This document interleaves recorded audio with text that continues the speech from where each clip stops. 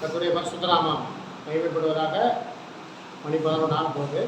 ஒரு அரை மணி நேரத்தில் முடிப்பதற்கு முயற்சி செய்கிறேன். கர்த்தர் நாம ஆசீர்வதிப்பார். இந்த நாளிலும் நான் வாசித்து கற்றுக்கொள்ள வேண்டிய வேத பகுதி 1 கொரிந்தியர் 6ஆம் அதிகாரம் 20வது வசனம். கிரயத்துக்கு கொல்லப்பட்டீர்களே, ஆகையால் தேவனுக்கு உடையவைகளாகிய உங்கள் சரீரத்தினாலும் உங்கள் ஆவியினாலும் தேவனை மகிமைப்படுத்துங்கள். கர்த்தருடைய நாமம் மகிமைப்படட்டும்.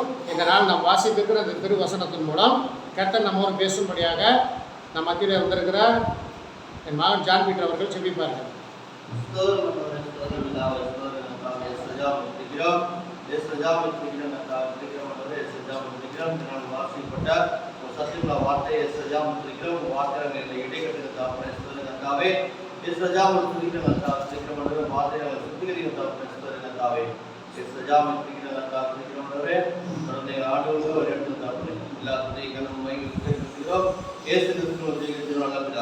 ஆமென்.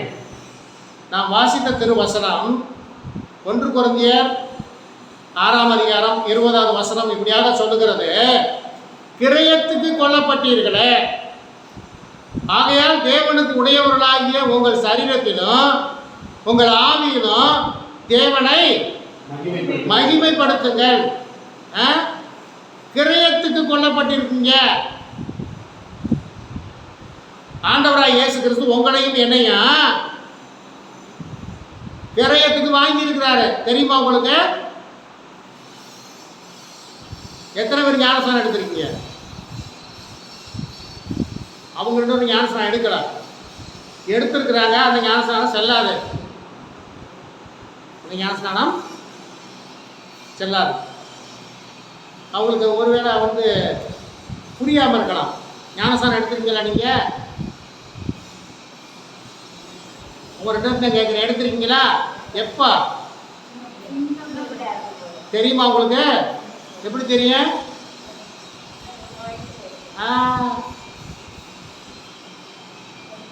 அது உங்களுக்கு புது நன்மை கொடுத்தது. ஞானஸ்நானம் என்னன்னு தெரியுமா? உறுதி பூசல் நன்மை கொடுத்ததுக்கு அப்புறம், புது நன்மை கொடுத்ததுக்கு அப்புறம் உறுதி பூசுறது. எத்தனை பேருக்கு தெரியும்? உறுதி பூசுறது எத்தனை பேருக்கு தெரியும்? என்ன செய்வாங்க?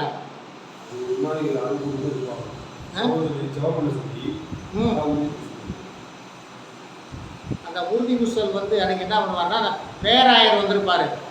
யார் வந்திருப்பா? பேராயர் வந்திருப்பாங்க. ஒருவேளை குக்கிராமம் இருந்தால் அந்த பேராயர் அங்கே வர முடியலனாக்க சாமியார் வந்திருப்பாரு. புது நன்மைலாம் கொடுத்துட்டு அவர் ஒரு மோதிரம் போட்டிருப்பாரு. ஒரு மோதிரம் போட்டிருப்பாரு. அதை முத்தம் செய்யணும். சிலுவை போட்டு விடுவார். இதுதான் உறுதி பூசுதல். ஞானஸ்நானம்னா என்ன செய்வாங்கனாக்க, ஆட்சி சபையில் என்ன பண்ணுவாங்கனாக்க, பிறந்த 8ஆம் நாள்லேயே கொடுத்துருவாங்க. தண்ணியை தெளிச்சிருவாங்க. 8ஆம் நாள்லேயே தண்ணியை தெளிச்சிருவாங்க. நீங்கள் பிறந்து 8 நாளில் என்ன பாவம் செஞ்சீங்க?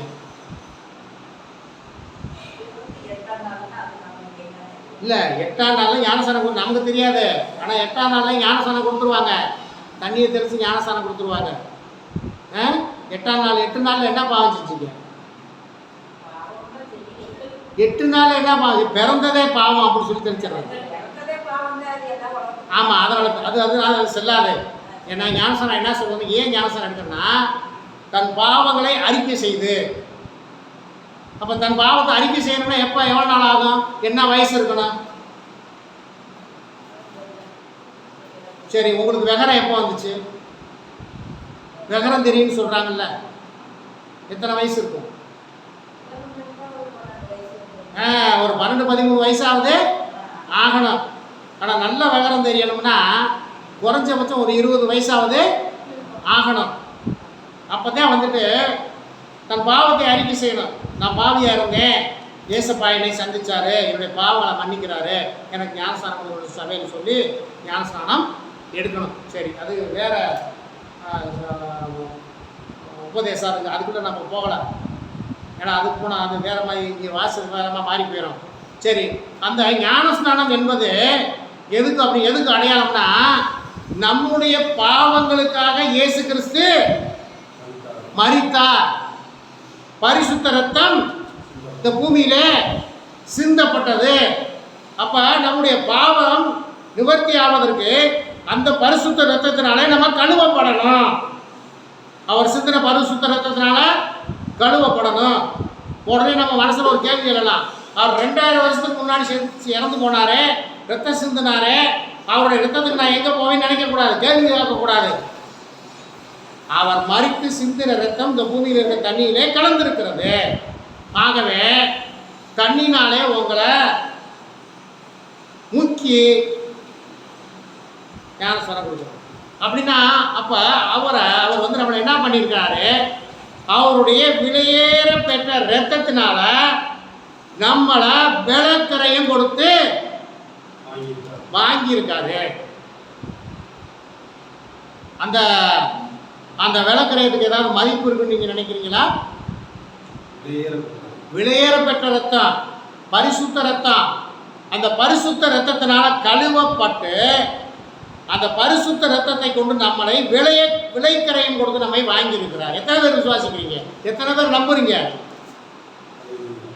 நம்புறேன்னு சொல்லுங்க, அல்லேலூயா சொல்லுங்க. சரி, இப்போ வேளாக்கரையை கொடுத்து உங்களை வாங்கிட்டாரு. சந்தோஷமா அல்லேலூயாவும் சொல்லியிருக்கீங்க. ரைட், சந்தோஷம். இப்போ விஷயம் என்னன்னா, உங்களை விளக்கரையை கொடுத்து வாங்கிட்டாரு. இப்போ நீங்கள் கடையில் ஒரு பொருளை விளக்கரையை கொடுத்து வாங்குறீங்க. என்ன பொருள் வாங்குறீங்க?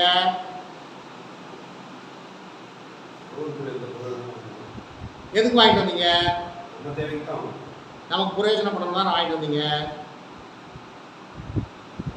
நமக்கு பிரயோஜனப்படணும் தான் வாங்கிட்டு வந்தீங்க. நல்லா உங்களுக்கு பிடிக்கிற மாதிரி சொல்றேன், ஒரு அரைக்கிலோ அல்வா கடையில் காசு கொடுத்து விளக்கரையை கொடுத்து வாங்கிட்டு வர்றான். வாங்கிட்டு வந்து என்ன பண்ணுவான்? நல்லா நாக்க சுழட்டி, ஏன் நாக்க சொல்றது? ஏன்னா ருசியாக நல்லா டேஸ்டாக இருக்கும். இப்போ விளக்கரையை கொண்டு வந்து வாங்கிட்டு வந்தது நல்லா சாப்பிட்டாச்சு. அது நமக்கு என்னவா இருந்திருக்குது? பிரயோஜனமா, உபயோகமா இருந்துச்சு. இப்போ இயேசு கிறிஸ்து தம்முடைய விலையேறப்பட்ட ரத்தத்தினால விளக்கரையை கொடுத்து உங்களை வாங்கியிருக்கிறாரு. நீங்க இயேசு கிறிஸ்துவுக்கு பிரயோஜனமா இருக்கீங்களா? நீங்க இயேசு கிறிஸ்துவுக்கு பிரயோஜனமா இருக்கீங்களா?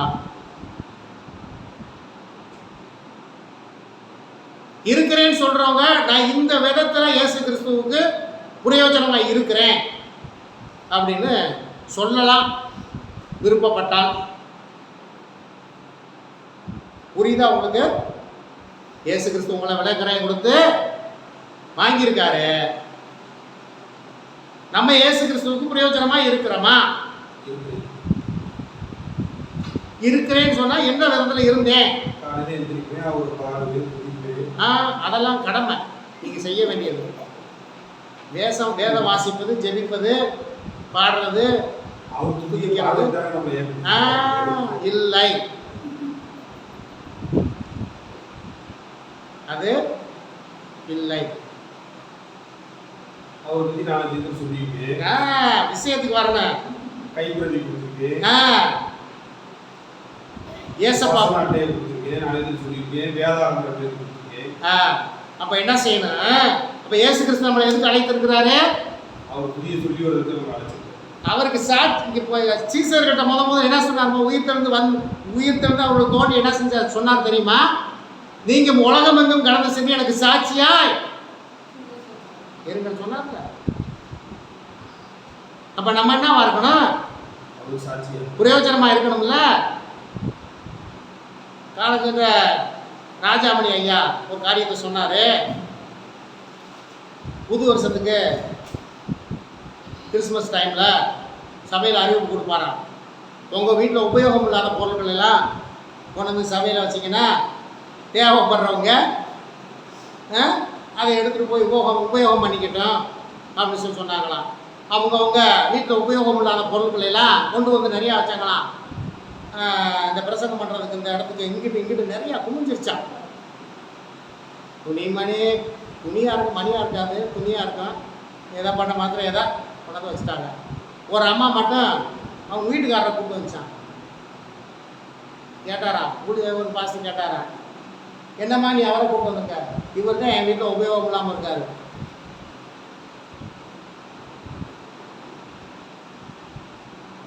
இப்போ நம்ம வீடுகளில் பாருங்க, உபயோகம் இல்லாத பொருட்கள் எவ்வளவோ உண்டு தெரியுமா? வருஷ கணக்கில். ஆனால் அதை ஏன் வச்சிருக்கிறோம்? என்னைக்காவது ஒரு நாளைக்கு உபயோகம் ஆகும் அப்படின்னு நம்ம அதை வச்சிருக்கிறோம். 20 வருஷம் 30 வருஷம் மியூசியத்தில் வச்சது மாதிரி அங்கேயே பத்திரமா இருக்கும்.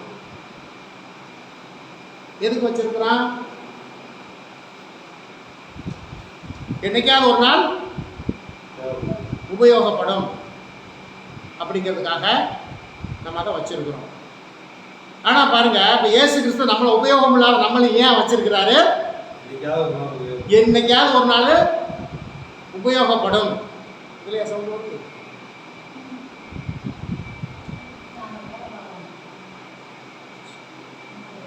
வேலை பார்க்குறாங்க. சரி, கற்றுக்கு சொல்கிறோம். பின்னாடி அப்போ நம்மளையும் ஏன் உயிரோட வச்சிருக்கிறாரு?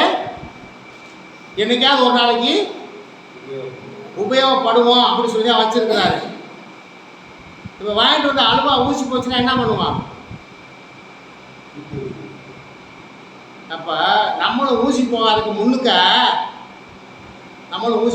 முன்னுக்க இயேசு கிறிஸ்துவுக்கு உபயோகமாக இருக்கிறதுக்கு முயற்சி பண்ணுங்க. கர்த்தருக்கு ஸ்தோத்திரம். 1 கொரிந்தியர் 7:23 வாசிங்களே. நீங்கள் கிரயத்துக்கு கொல்லப்பட்டீர்கள். மனுஷருக்கு அடிமையாகாதீர்கள். மனுஷருக்கு என்ன செய்யணுமாமா? அடிமைகளாகாதீர்கள். மனுஷருக்கு அடிமையாயிராதீங்க. நீங்கள் கிரயத்துக்கு கொல்லப்பட்டீர்கள், மனுஷர்களுக்கு அடிமையாகாதிருங்க. நீங்க என்ன பண்றாங்க? ஆண்டவருக்குள்ள ரட்சிக்கப்பட்டவங்க, சுவிசேஷம் கேட்டு போனவங்க,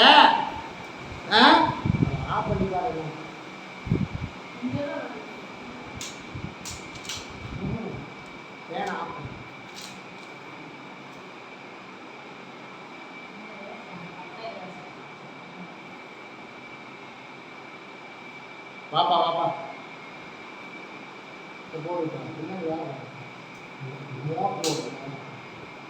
சோதரம். 1 கொரிந்தியர் 7:23 இப்படியாக சொல்லுகிறது, நீங்கள் கிரயத்துக்கு கொல்லப்பட்டீர்கள். நம்மெல்லாம் எதுக்காக? நம்ம என்னவா? நம்மளை கிரயமா வாங்கியிருக்கிறார் ஆண்டவர். நம்முடைய வெளியேறப்பட்ட ரத்தத்தினால் நம்மளை கிரயத்துக்கு வாங்கியிருக்கிறாரு. நீங்க என்ன செய்யணும்? மனுஷருக்கு அடிமையால் ஆகாதிருங்க. இப்போ பாருங்க, சில பேர் பாருங்க, ரசிக்கப்பட்டு ஆண்டவர்களை வந்து இயேசு கிறிஸ்துவை மறந்துடுறேன், அவர் தான் தேவனுங்கிறத மறந்துடுறேன், அந்த ஊழியக்காரனை சாமி ஆக்கிடுறேன். இது நிறைய இடத்துல நடந்துக்கிட்டு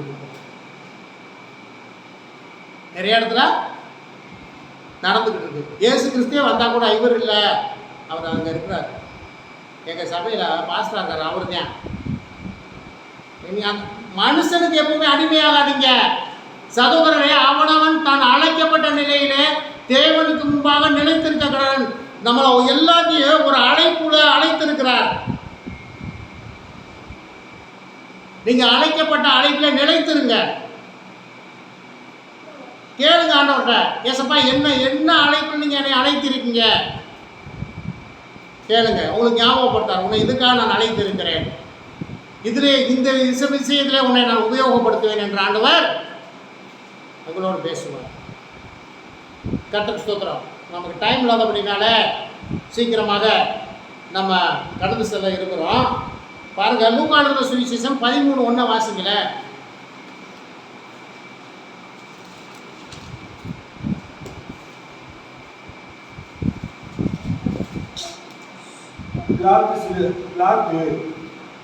சில கலிலேயருடைய ரத்தத்தை அவருடைய பலிகளோடு கலந்திருந்தார். அந்த வேளையிலே அங்கே இருந்தவர்களில் சிலர் அந்த செய்தியை அவருக்கு அறிவித்தார்கள். இயேசுவுக்கு அறிவித்தார்கள். இயேசு அவர்களுக்கு பிரதியுத்தரமாக அந்த கலிலேயருக்கு அப்படிப்பட்டவைகள் சம்பவித்ததினாலே மற்ற எல்லா கலிலேயரை பார்க்கிலும் அவர்கள் பாவியாய் இருக்கிறார்கள் என்று நினைக்கிறீர்களோ அப்படி அல்லவென்று உங்களுக்கு சொல்லுகிறேன். நீங்கள் மனம் திரும்பாமல் போனால் எல்லாரும் அப்படியே கெட்டு போவீர்கள். நீங்கள் மனம் திரும்பாம போனீங்கன்னா நீங்களும் அப்படியே கெட்டு போவீர்கள். கீழே சீலோவாமிலே கோபுரம் விழுந்து 18 பேரை கொன்றது. எருசலேமில் குடியிருக்கிற மனுஷர் எல்லாரிலும் அவர்கள் குற்றவாளிகளாய் இருந்தார்கள் என்று நினைக்கிறீர்களோ அப்படி அல்லவென்று உங்களுக்கு சொல்லுகிறேன். நீங்களும் மனம் திரும்பாமல் போனால் எல்லாரும் அப்படியே கெட்டு போவீர்கள். அப்ப மனம் திரும்பணும். மனம் திரும்பினா மட்டும் பத்தாது, பாவ மன்னிப்பை பெற்றுக்கொள்ளணும். இயேசு கிறிஸ்துவுக்கு பிரயோஜனமாக இருக்கணும். இப்போ நம்ம என்ன பண்ணுறோம்? ரெகுலராக என்ன பண்ணுறோம்?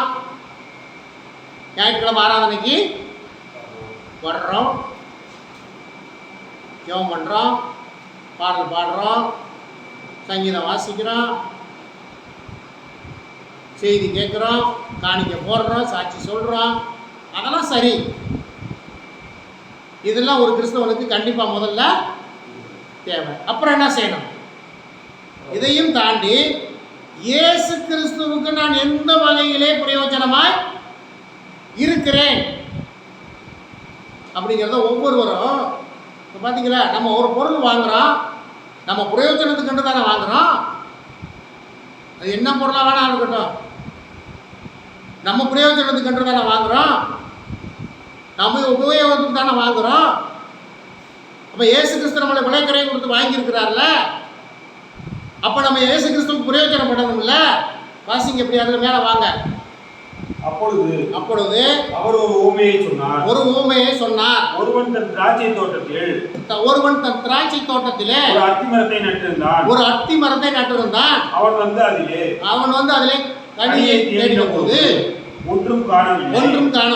அப்பொழுது அவன் தோட்டக்காரரை நோக்கி இதோ 3 வருஷ காலமாய் இந்த அத்தி மரத்திலே கனியை தேடி வருகிறேன். ஒன்றையும் காணவில்லை. இதை வெட்டி போடு. நிலத்தை ஏன் கெடுக்கிறது என்றார். போதும். இப்ப ஒரு தோட்டத்துல ஒரு அத்தி மரத்தை நட்டு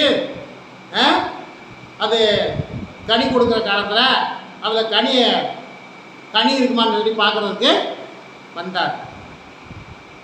அப்போ அந்த மரத்தில் என்ன இல்லை? கனி இல்லை. கனி இல்லைன்னா என்ன பண்ணார்?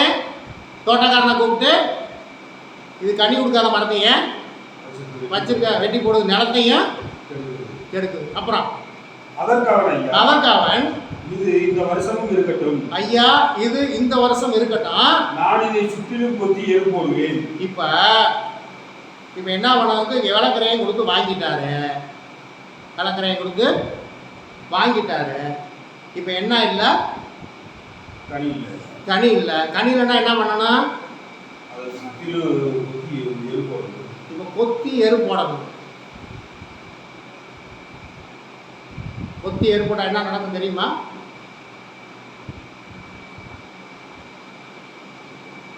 சிறுமலையில் சில பராமரம் காய்க்காமே இருக்கும், பெருசாயிரும். காய்க்காது, அது வாட்டில் பெருசாகி பெருத்துக்கிட்டே போகும். அதை என்ன பண்ணுவோம் தெரியுமா? அருவாள் எடுத்துகிட்டு போய் அங்கங்கே அப்படியே வெட்டுறது, பிடிச்சி அங்கங்கே வெட்டி விடுறது. அந்த மரத்துலேருந்து பாலா வடியும். அடுத்த வருஷம் பார்த்தா பிஞ்சு விட்டுரும் பலாமரம். இப்போ என்ன கனி கொடுக்கணும்? என்ன பண்ணணும்ப்பா? கொத்தணுமா?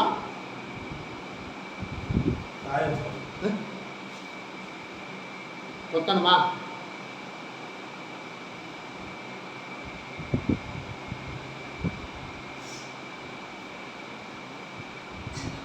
கிரயத்துக்கு கொல்லப்பட்ட நாம என்ன செய்யணும்? இயேசு கிறிஸ்து என்று உபயோகம் உள்ளவர்களாக. சரி, அப்புறம் கீழே கனி கொடுத்தாலும் சரி, கொடாவிட்டால் இனிமேல் இதை வெட்டி போடலாம் என்று சொன்னான். அப்ப ஆண்டவர் என்ன சொல்றாரு? பிதாவின் இடத்துல போய், தோட்டக்காரர் யார் தெரியுமா? தோட்டக்காரர் யார் தெரியுமா? மரத்தை வச்சவர் யார் தெரியுமா? மரத்தை வச்சவர் பிதா. தோட்டக்காரர் இயேசு கிறிஸ்து. தோட்டக்காரரு இயேசு கிறிஸ்து. மரம் யாரு? நம்ம. மரத்தை வச்சவரு பிதா, தோட்டக்காரர் இயேசு கிறிஸ்து. மரம் யாரு? நம்ம. இப்ப பாருங்க, தோட்டக்காரர் தான் வந்து பிதா கேட்கிறாரு, இந்த மரம் கனி கொடுக்குதா? இது எதுக்கு சும்மா வேஸ்டா வச்சிருக்க? வெட்டி போடுங்கிறார். அப்ப பிதாவின் இடத்துல பரிந்து பேசிக்கிட்டு இருக்கிறது யார்? உங்களுக்காக எனக்காகவும் பரிந்து பேசுகிறவர் யார்? ஏசப்பா பரிந்து பேசிக்கிட்டு இருக்கார். என்ன பேசுறாரு? நான் அதுக்கு சுற்றிலும் கொத்தி எரு போடுறேன், அப்புறமும் கனி கொடுக்கணும்னா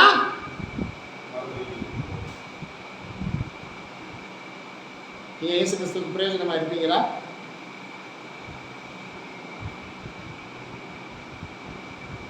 இயேசு கிறிஸ்துவுக்கு பிரயோஜனமா இருங்க. இயேசு கிறிஸ்துவுக்கு கனியை கொடுங்க.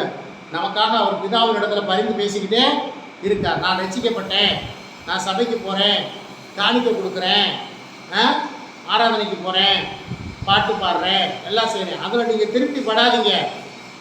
நீங்கள் அதில் திருப்தி படாதீங்க. கர்த்தருக்கு ஸ்தோத்திரம். எபிரேயர் 3:12 வாசிங்க. எபிரேயர் 3:12 வாசிங்க.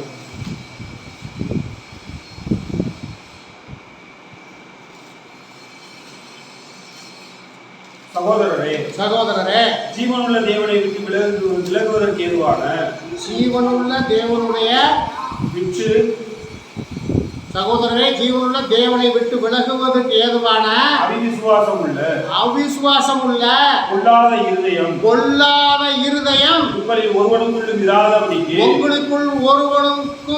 ஒருவனுக்குள்ளும் இராதபடிக்கு நீங்கள் எச்சரிக்கையாயிருங்கள்.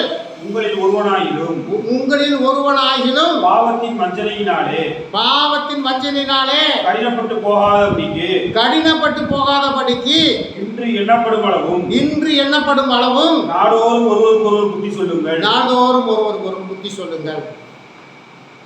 மன்னிக்கணும். எபிரேயர் 9:12 வாசிங்க. எபிரேயர் 9:12. வெள்ளாட்டுக்கடா இளங்காளை இவைகளுடைய இரத்தத்தினாலே அல்ல,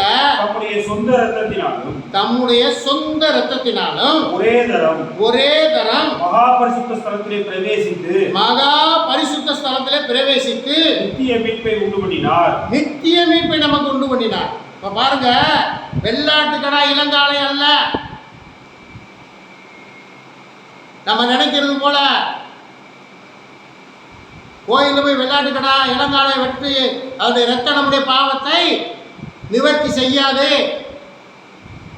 இன்னைக்கு நடந்தது, கிறிஸ்தவத்திலே நடக்குது, மற்றதிலே நடக்குது. வெள்ளாட்டுக்கடா இளங்காலை, வெள்ளாட்டுக்கடா நம்முடைய இவைகளுடைய இரத்தத்தினாலே அல்ல, தம்முடைய சொந்த இரத்தத்தினால, இயேசு கிறிஸ்துடைய சொந்த இரத்தத்தினால நம்மளை கழுவி நம்மளை மீட்டெடுத்தார். விளக்கரையமாக நம்மளை கொண்டிருக்கிறார். விளக்கரையமாக நம்மளை வாங்கி இருக்கிறார். ஆகவே அவருக்கு நம்ம வந்துட்டு எப்படி இருக்கணுமாமா? உபயோகம் உள்ளவர்களாக காணப்பட வேண்டும். வாசிங்க. நான் ஒரே ஒரு வசனத்தை வாசிச்சுட்டு நம்ம ஜெபத்துக்குள்ள கடந்து போக இருக்கிறோம். ஏசாயா தீர்க்கதரிசி புத்தகம் 45ஆம் அதிகாரம். ஏசாயா தீர்க்கதரிசி புத்தகம் 45ஆம் அதிகாரம்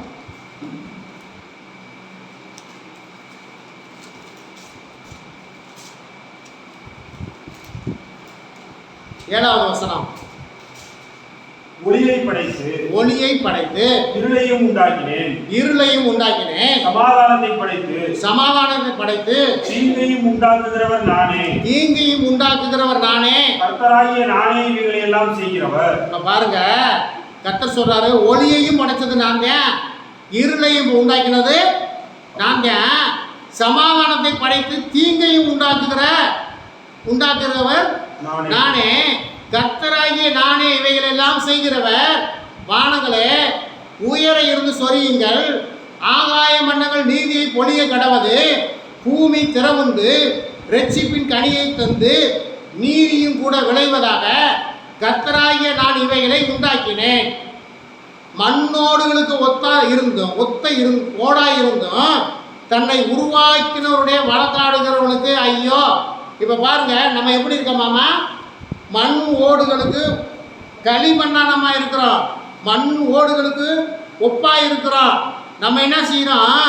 தன்னை உருவாக்கிறவருடைய வழக்காடுகிறவனுக்கு ஐயோ. இன்னைக்கு வழக்காடி கொண்டு இருக்கிறோம். ஏன் என்னை உருவாக்கினீர்? ஏன் என்னை படைத்தீர்? ஏன் எனக்கு இந்த கஷ்டத்தை கொடுக்கிறீர் அப்படின்னு நம்ம கேட்கிறோம். அதனாலதான் 7வது வசனம் சொல்லிடுது, ஒளியை படைத்து இருளையும் உண்டாக்கினேன், சமாதானத்தை படைத்து தீங்கையும் உண்டாக்குகிறவர் நானே.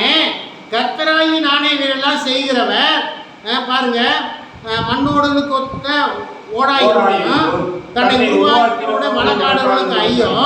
களிமண் தன்னை உருவாக்கினவரை நோக்கி என்னை என்ன செய்கிறேன் என்று சொல்ல தகுமோ? களிமண் சொல்லுமோ? நீ என்ன செய்கிற? என்னைய செம்பா செய்கிறியா, பானையா செய்கிறியா, இல்லை பெரிய பாத்திரமா செய்ய கேட்குமோ? கேட்காது. உன் கிரியைகளானது அவருக்கு கைகளில் என்று சொல்லலாமோ? தகப்பனை நோக்கி ஏன் ஜெனிப்பித்தாய் என்றும் தாயை நோக்கி ஏன் என்னை பெற்றாய் என்று சொல்லுகிறவனுக்கு ஐயோ. இன்னைக்கும் ஆவிக்குரிய கிறிஸ்தவன் கூட என்ன சொல்றியா? தகப்பனை பார்த்து நீ ஏன் என்ன பெத்த, தாயை பார்த்து நீ ஏன் என்னைய பெத்த, அப்படிலாம் சொல்லக்கூடாது. அப்படிலாம் சொல்லக்கூடாது. கர்த்தருக்கு ஸ்தோத்திரம். கீழே வாசிங்க. இஸ்ரவேலின் பரிசுத்தரும் அவனை உருவாக்கினவருமாகிய கர்த்தர் சொல்லுகிறதாவது வருங்காரியங்களை என்னிடத்தில் கேளுங்கள். என் பிள்ளைகளை குறித்தும் என் கரங்களின் கிரியைகளை குறித்தும் எனக்கு கட்டளையிடுங்கள். நான் பூமியை உண்டு பண்ணி நானே அதன் மேல் இருக்கிற மனுஷனை சிருஷ்டித்தேன். என் கரங்கள் வானங்களை விரித்தன. அவைகளின் சர்வ சேனைகளையும் நான் கட்டளையிட்டேன். நான் நீதியின்படி அவனை எழுப்பினேன். அவன் வழிகளை எல்லாம் செவ்வைப்படுத்துகிறேன். அவன் என் நகரத்தை கட்டி சிறைப்பட்டு போன என்னுடையவர்களை கிரயம் இல்லாமலும் பரிதாபம் இல்லாமலும் விடுதலை ஆக்குவான் என்று சேனைகளின் கர்த்தர் சொல்லுகிறார். அப்ப அந்த இஸ்ரவேல் ஜனத்தை கிரயம் இல்லாம மீண்டும் மீட்க போறது யாரு? ஆண்டவராய் இயேசு கிறிஸ்து. ஆகவே உங்களையும் என்னையும் அவர் கிரயத்துக்கு நம்மளை வாங்கியிருக்கிறார். பிரயோஜனமா இருக்கிறோமா? நம்ம வாங்கின வண்டி நமக்கு பிரயோஜனம் இல்லைன்னா என்ன பண்ணுவோம்? வேலை பார்த்து ஓடலைன்னா? ஆகவே நம்ம ஒரு பொருளை கிரயத்துக்கு வாங்குகிறோம், அந்த பொருள் நமக்கு பிரயோஜனமாக இருக்கிறது. இயேசு கிறிஸ்து நம்மளை விலை கிரயம் கொடுத்து வாங்கியிருக்கிறார். நம்மளும் இயேசு கிறிஸ்துவுக்கு பிரயோஜனமாக இருப்போம். இயேசு கிறிஸ்துவுக்கு பிரயோஜனமாக விலை கொடுத்து வாங்கின இயேசு கிறிஸ்துவுக்கு பிரயோஜனமாக இருந்தால் எல்லாவற்றையும் நம்முடைய வாழ்க்கையில் நன்மையாக மாற்றி இம்மையிலும் மறுமையிலும் நம்மை ஆசீர்வதித்து அவருடைய ராஜ்யத்தில் நம்மை சேர்த்துக்கொள்வோம். அவர் பிரயோஜனமாக இருக்கிறோம். கர்த்தருடைய சமூகத்தில் நம்மை தாக்குவோம், தாழ்த்தி கொடுத்து மாறிடுங்க. நான் இயேசு கிறிஸ்து என்னை தம்முடைய இரத்தத்தினாலே விலைக்கிரயம் கொடுத்து என்னை வாங்கியிருக்கிறார். நான் இயேசு கிறிஸ்துவுக்கு வருகிற நாட்களிலே நான் பிரயோஜனமாக இருப்பேன், உபயோகமாக இருப்பேன் என்று உங்களை ஒப்பு கொடுங்க. இயேசு கிறிஸ்துவோட உங்களை தாழ்த்துங்க, உங்களை ஒப்பு கொடுங்க. அவர் எல்லாவற்றையும் நம்முடைய வாழ்க்கையை செய்ய வல்லவராய் இருக்கிறார். நாம் அவருக்கு கனி கொடுக்கிறவர்களாக, அவருக்கு உபயோகப்படுகிறவர்களாக நாம் காணப்படுவோமானால் அவருடைய நன்மை செய்கிற கரம் குறுகி போகவும் இல்லை, அவருடைய செவி மந்தமாகவும் இல்லை. அவர் கிருபை என்றும் உள்ளது, அவருடைய கிருபை காலம் காலத்துக்கும் உள்ளது, அவருடைய நீதி எல்லா நாளுக்கும் உள்ளது. ஆகவே இயேசு கிறிஸ்துடைய இரத்தத்தால் மீட்கப்பட்ட தேவ ஜனமே, உன்னை இயேசு கிறிஸ்துடைய பாதத்திலே ஒப்புவித்து இன்றைய நாளிலே ஒரு தீர்மானத்தை நீ எடுத்துக்கொள். நான் எனக்காகவும் என் குடும்பத்துக்காகவும் என்னுடைய தொழிலுக்காகவும் என்னுடைய உறவினர்களுக்காகவும் நான் பிரயோஜனமாக இருந்தாலும் ஏசப்பா, நான் உங்களுக்கு பிரயோஜனமாக உபயோகமுள்ள ஒரு பாத்திரமாக நான் இருப்பேன் என்று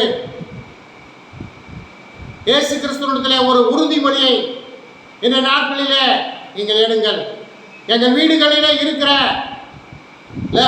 லாப்பிலே மேலே தூக்கி வைத்திருக்கிற உபயோகம் இல்லாத ஒரு பாத்திரத்தை போல நான் இல்லாமல், நான் தினந்தோறும் நான் உபயோகம் உள்ள ஒரு பாத்திரமாக இயேசு கிறிஸ்துவுக்கென்று நான் காணப்படுவேன் என்று இயேசு கிறிஸ்துவிடத்திலே உங்களை ஒப்புக் கொடுங்கள்.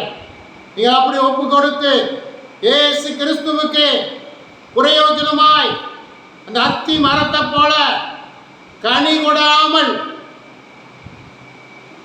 நீங்கள் இல்லாமல் இயேசு கிறிஸ்துவிடத்திலே தேடுகிற பொழுது, பிதாவானவர் உங்களிடத்திலே தேடுகிற பொழுது, நீங்கள் கனியோடு இயேசு கிறிஸ்து உபயோகமான கனியோடு நீங்கள் காணப்படும்படியாக கர்த்தருடைய சமூகத்திலே உங்களை ஒப்புக் கொடுங்கள். இயேசு கிறிஸ்துவுக்கு பிதாவானவருக்கு நீங்கள் கனி கொடுங்கள். இயேசு கிறிஸ்து தாமே உங்களை ஆசீர்வதித்து உங்களை உயர்த்துவாராக, அவருக்கு பிரயோஜனப்படுத்துவாராக. கர்த்தருடைய சமூகத்தில் தாழ்த்துவோம், நாம் ஜெபிப்போம். அன்பின் பரலோக பிதாவே, இந்த வேலைக்காய் நாங்கள் நன்றி செலுத்துகிறோம் ஆண்டவரே. இந்த நாளின் மூலம் கர்த்தாவே ஏசப்பா ஸ்தோத்திர ஆண்டவரே, தகப்பனே, உங்கள் சத்திய வசனத்தின் மூலம் விளக்கிரயத்துக்கு கொல்லப்பட்ட நாங்கள் உங்களுக்கு பிரயோஜனமாக இருக்கிறோமா என்பதை குறித்து இந்த நாளிலே நீங்கள் எங்களோடு இடைப்பட்டதற்காய், எங்களோடு பேசினதற்காய் உங்களுக்கு நாங்கள் நன்றி செலுத்துகிறோம். இந்த நாளில் எங்களை ஒப்புக் கொடுக்கிறோம். நாங்கள் ஆண்டவரே உங்களுக்கு பிரயோஜனம் உள்ள உபயோகமுள்ள பொருட்களாக நாங்கள் பாத்திரமாக காணப்பட எங்களை இந்த நாளிலே ஆசீர்வதிங்க. எங்களை ஆண்டு கொள்ளுங்க, எங்களை வழி நடத்துங்க. வருகிற நாட்களிலே நாங்கள் உங்களுக்கு என்று நல்ல கனிகளை கொடுத்து உங்கள் வருகைக்கு ஆயத்தப்பட உதவி செய்யுங்க. எங்களை முற்றிலுமாக உங்கள் பாத்திரை தாழ்த்தி ஒப்புவிக்கிறோம். இயேசு கிறிஸ்துவின் நாமத்தினாலே ஜெபிக்கிறோம் எங்கள் ஜீவனுள்ள நல்ல பிதாவே, ஆமென். என் ஆத்துமாவே கர்த்தரை ஸ்தோத்திரி, என் முழு உள்ளமையுடைய பரிசுத்த நாமத்தை ஸ்தோத்திரி. என் ஆத்துமாவே கர்த்தரை ஸ்தோத்திரி, கர்த்தர் செய்த சகல உபகாரங்களையும் மறவாதே, ஆமென். நம்முடைய பிதாவாகிய தேவனுடைய அன்பும் கர்த்தராய் இயேசு கிறிஸ்துவினுடைய கிருபையும் பரிசுத்த ஆவியானுடைய அந்யோன்யமும் கர்த்தரை தொழுது கொண்ட கர்த்தருடைய பிள்ளைகள் நம்மோடும் உலகத்தில் உள்ள எல்லா பரிசுத்தவான்களோடும் என்றும் என்றும் சதா காலம் நிலைத்திருப்பதாக, ஆமென். அல்லேலூயா, அல்லேலூயா, அல்லேலூயா. கர்த்தர் தாமே உங்களை நிறைவே ஆசீர்வதிப்பாராக. கர்த்தருக்கு ஸ்தோத்திரம், கர்த்தருக்கு ஸ்தோத்திரம்.